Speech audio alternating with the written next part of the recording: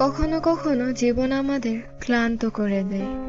আমরা ভেবে বসি এগিয়ে যাওয়ার মানে কি, কিন্তু মনে রেখো, ফুল যেমন ঝরে যায় আবারও একদিন ফোটে, তুমিও নতুন করে শুরু করতে পারবে।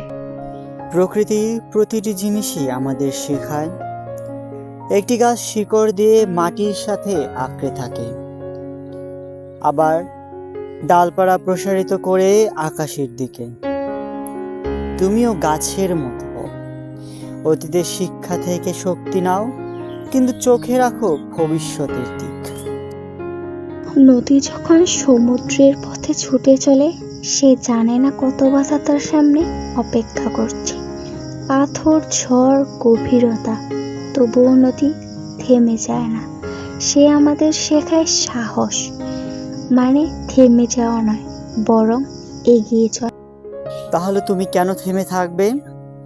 তোমার ভিতরে আছে এক অদম্য শক্তি, যা শুধু জাগ্রত হওয়ার অপেক্ষায়। তুমি পারবে। যতবারই পড়ে যাবে আবার দাঁড়াবে। তুমি পারবে।